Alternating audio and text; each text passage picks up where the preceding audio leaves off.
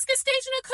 Elon Musk is staging a coup. No, he's not. They're just finally saying the quiet part out loud. Billionaires are already in control of our government. This isn't some sort of secret tinfoil hat conspiracy. It's simply how capitalism works. The more coin you got, the more power you wield. And as the richest man in the entire world, Musk's wealth, built on decades of exploitation, grants him a role that looks an awful lot like a shadow president. And as head of the so-called Department of Government Efficiency, Musk has been vocal about slashing federal agencies and the jobs that come with them. His position also grants him access to sensitive Treasury data, including our Social Security and Medicare payment systems. To him, so-called efficiency means forcing the working class to bear the cost while he and his fellow billionaires consolidate even more power. There's something fundamentally broken in a system that allows an unelected billionaire to reshape the government to his liking, and yet that's exactly what's happening here. It's business as usual. The DOGE isn't the only institution that he has his slimy little fingers on. This week, the New York Times and others reported that 3 former Musk employees have taken top positions at the OPM. This is kind of like the federal government's HR department.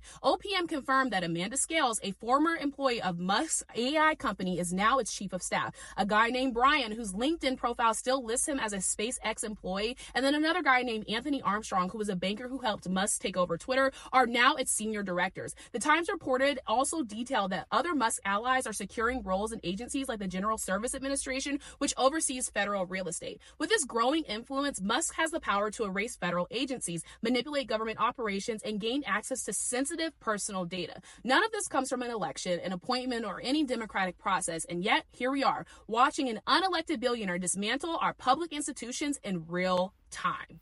On day 3 of Black History Month, we honor and give flowers to a revolutionary named Ella Baker. Ella Baker believed that real power came from everyday people working and fighting together. She spent more than 50 years fighting for civil rights. Miss Ella Baker was a key part of many civil rights groups. She worked with the NAACP, helping Black people stand up to unfair laws. Later, Ella Baker helped start the Student Nonviolent Coordinating Committee, or SNCC for short, in 1960. She encouraged young activists like Diane Nash and Stokely Carmichael to take charge. SNCC went on to play a huge role in sit-ins, freedom rides, and voting rights protests. Ella Baker also believed in economic justice. She thought Black people needed more than just legal rights. We needed fair wages and opportunities too. She didn't trust big businesses or the wealthy leaders to solve these problems. Instead, she supported socialism as a humane alternative to capitalism. She had seen how working class Black people struggled and believed that a new economic system was needed for true freedom. There's a song named after her that my husband sings to our daughter sometimes. It says, "We who believe in freedom cannot rest until it's won. We who believe in freedom cannot rest until it comes."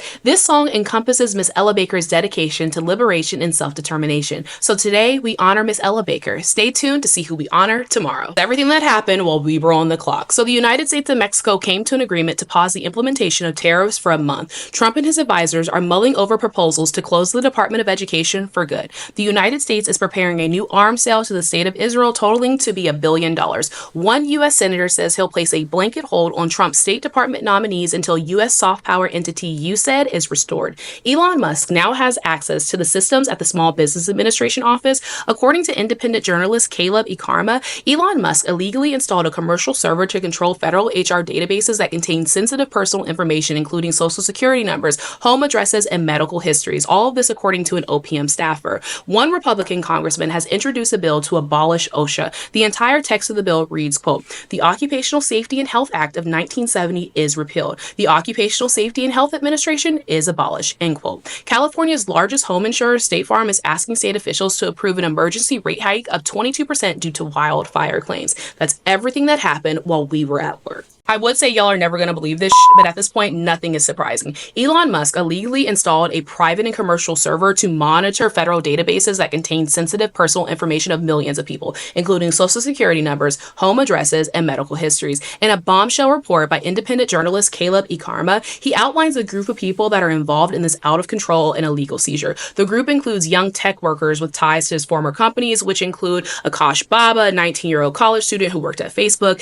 Edward Korestein, a 20-year-old who interned at Musk's brain chip company Neuralink, Amanda Scales, who is now OPM's chief of staff, who worked at Musk's AI company until January, and a guy named Brian, who led HR at SpaceX for 10 years. The things they have the power to do is unheard of. Emails show that this team was given admin access to systems like USA Jobs, which store social security numbers and addresses of people who applied for government jobs, not hired, applied. EHRI, which holds health info, salaries, and disciplinary records of all federal workers. Health insurance, which manages private medical details that are protected by these privacy privacy laws. They are using this info to find and fire people, remove them from their jobs. A commercial computer server was also set up in an OPM conference room without proper safety checks, which breaks government rules. Musk, who gave $250 million to help elect Trump, isn't a government worker, but Trump put him in charge of a new Department of Government Efficiency, letting Musk take over key systems. Recently, Musk used OPM to email all federal workers, offering a pay until 2025 if they quit now. While many are likening this to a coup, this is just business as usual, but this time they're not even hiding it. Billionaires run this country. We should not be surprised. We should be outraged.